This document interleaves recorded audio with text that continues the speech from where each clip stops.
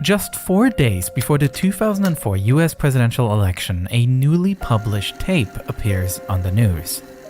The election between George Bush and John Kerry was dominated by foreign policy decisions in the wake of the September 11 attacks. Al-Qaeda's key members and associates have been brought to destroy, capture, kill Osama bin Laden and all of the terrorists. This tape, published by Al Jazeera, now shows a recovered Osama bin Laden, claiming responsibility for the attacks much more directly than before. The staging of this recording, in which bin Laden tries to appear as some legitimate figure, directly addressing the nation that he attacked, is a painful reminder that the most wanted man on the planet must be feeling somewhat safe wherever he may be.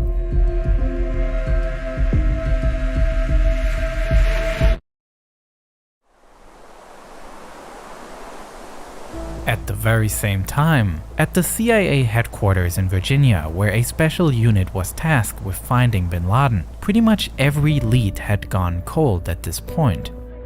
A situation that was even more frustrating considering that almost 3 years ago, they believed they were close to catching him. By the end of the 2001 US invasion of Afghanistan, al-Qaeda fighters had been pushed into the eastern part of the country. Here, they barricaded themselves in the caves of Tora Bora, and American intelligence agencies suspected bin Laden to be amongst them. Supported by the Americans, local Afghan tribes fought through the terrain, and heavy airstrikes were carried out. But by the time the battle was won, bin Laden had already fled. After the fighting ended, only about 20 people were arrested, and the CIA was left empty-handed, having missed what may have been a unique opportunity to capture al-Qaeda's leader.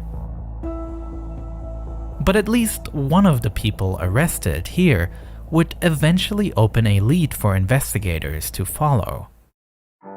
Prior to his capture, Mohammed al-Qahtani was unknown to the investigators. He himself denied any connection to al-Qaeda and said that he was in Afghanistan to pursue his interest in falconry. But when investigators took his fingerprints, they found a match in their system. They found out that just a few weeks before the September 11 attacks, he had tried to enter the United States. Carrying $2,800 in cash with him and traveling on a one-way ticket, the customs agent became suspicious of Qahtani and denied him entry to the country, fearing he might be trying to illegally immigrate. The investigators also knew that on the very same day, a call was placed from Orlando Airport to an al-Qaeda telephone number in the United Arab Emirates. This number had been monitored, and the fact that Qahtani was at the airport at the same time made investigators scramble to establish some sort of connection between these events. FBI agents worked their way through piles of airport surveillance footage looking for more leads, and eventually they were successful. They were able to identify a car that was at the time rented by Mohammed Atta. Atta was the ringleader of the September 11 attacks and piloted American Airlines Flight 11 that struck the North Tower of the World Trade Center. It was concluded that Atta was waiting at the airport to pick up Qahtani. It is widely believed that Qahtani was intended as one of the hijackers of United Airlines Flight 93, which is the flight that failed to reach the attacker's intended destination because it crashed in Pennsylvania while the passengers were attempting to regain control.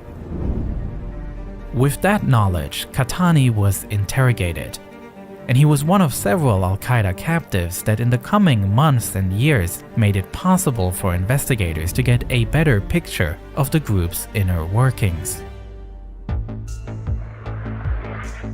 Abu Zubaydah, a logistician for the group, was arrested in March 2002 and offered the CIA information that Khalid Sheikh Mohammed, who was al-Qaeda's operational commander, had planned the attacks on America. 1 year later, he also was arrested. And Qahtani revealed that in July 2001, in preparation for the attacks, Khalid Sheikh Mohammed introduced him to a person previously unknown to the CIA, Abu Ahmed al-Kuwaiti, who trained Qahtani in operational security. All this helped investigators to understand al-Qaeda's structure better, with less trained operatives, a command and planning layer, and bin Laden as the leader. But they were still clueless as to bin Laden's whereabouts. The CIA was mapping relationships to understand who was in close contact with him and how he communicated from his hiding place. The private network of bin Laden, his family members, were also looked at. However, there was no contact between bin Laden and those family members of him that could be located. What the CIA knew was that bin Laden continued to send messages though. In the following years, new audio tapes appeared, and it was known that he was communicating with members of leadership within al-Qaeda. The strategy of the CIA, therefore, was to look for the courier network, people that transport information.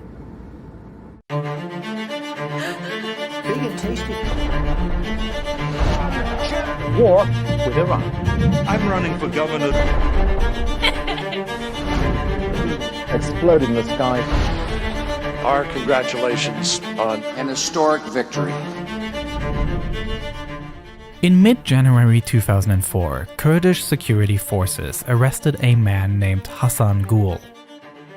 He was carrying a letter that was addressed to bin Laden. Gul was handed over to the Americans, who interrogated him and received crucial information indicating that a key person to finding bin Laden had already been on the agency's radar. Hassan Gul claimed that it is Abu Ahmed al-Kuwaiti who operates as bin Laden's personal courier. As the focus of the investigation shifts to Kuwaiti, investigators receive conflicting information about his role within al-Qaeda. While Hassan Gul describes a larger role and that Kuwaiti was familiar with both Khalid Sheikh Mohammed and with his successor Abu Faraj al-Libi, Khalid Sheikh Mohammed, on the other hand, denies a major role of Kuwaiti and claims that this person has long since retired and is inactive. In May 2005, Abu Faraj al-Libi himself was also arrested in Pakistan, and he too vehemently denied a larger role of Kuwaiti.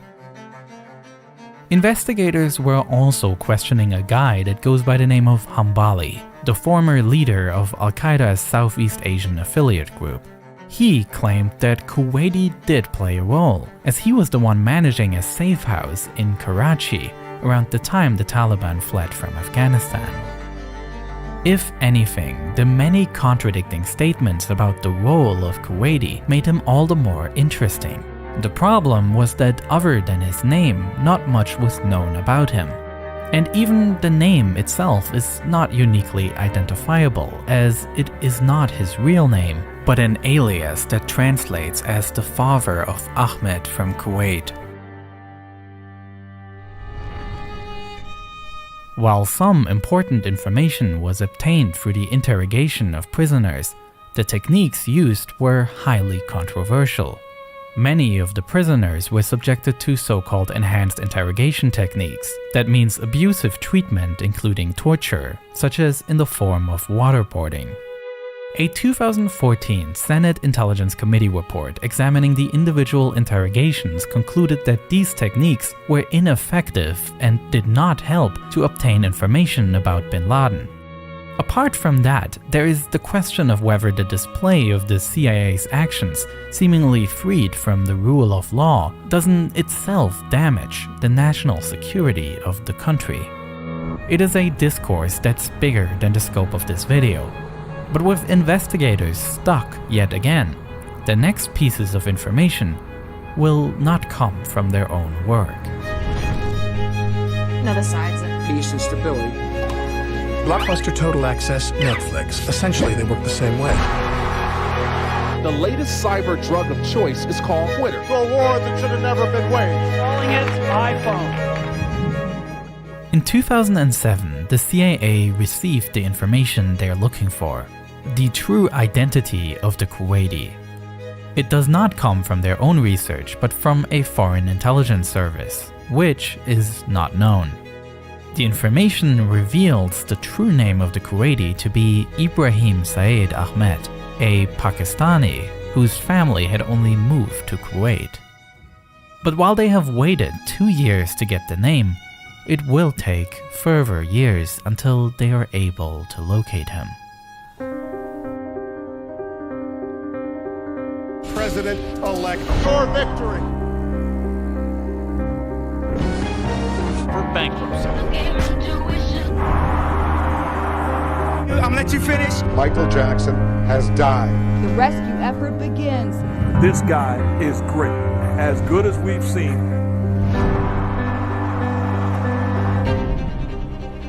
In June 2010, the Kuwaiti and his brother changed the way to communicate with their cell phones, a fact that made it possible to determine the geolocation of the calls placed. The NSA had received telephone numbers suspected of being connected to Kuwaiti from a third country, which were now intercepted. Amidst the countless conversations monitored, one man stood out because he fit the profile of Kuwaiti. He spoke a mix of Arabic and Pashto, the language spoken in northwestern Pakistan. And in a conversation with a friend in the Persian Gulf, the man dodged the question of his whereabouts, cryptically replying that he is with the people he was with before. In addition, the investigators recognized that this individual goes to great lengths to prevent being tracked. His cell phone was switched off for most of the time, and it seems that he only put the battery in it when he was in the area around the city of Peshawar. As it became increasingly certain that this is Kuwaiti, efforts began to follow him on the ground. In August 2010, a Pakistani CIA agent managed to identify him in his car in Peshawar. From there, he was secretly followed on his way home.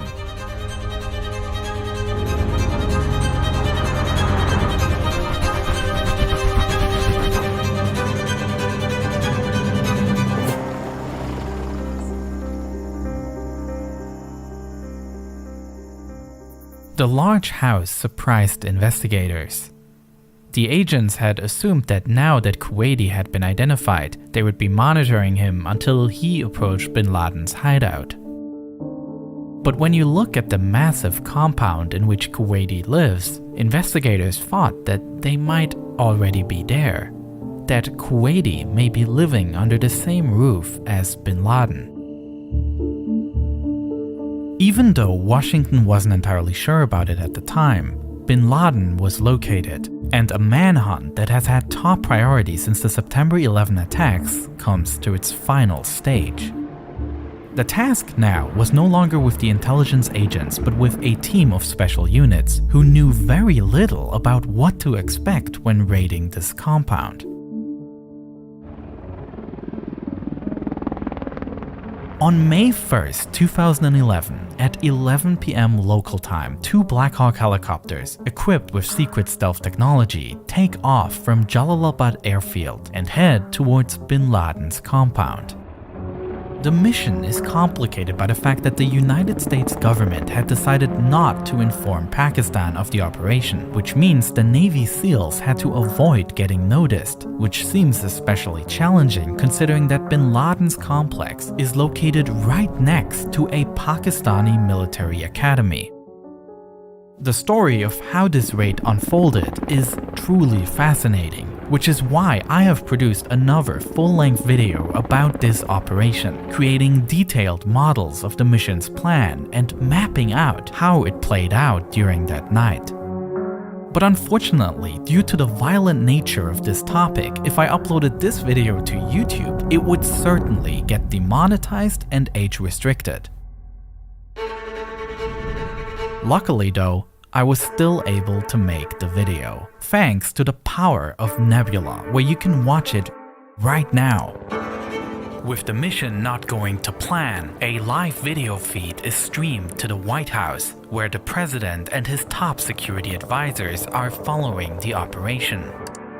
This is just one of tons of exclusive videos only available on Nebula. I've also created a video about the construction of the Twin Towers, and another one telling the story of Flight MH17 that was shot down over Ukraine. And you also get access to all the other amazing stuff on Nebula. Because what's truly special about Nebula is that it is a creator-owned platform, built by me and other YouTubers and podcasters. And because it's a subscription service, we get to work on larger, higher budget productions than we ever could on YouTube. Players, welcome to the show. The most sophisticated flying machine. The Bush administration decided to focus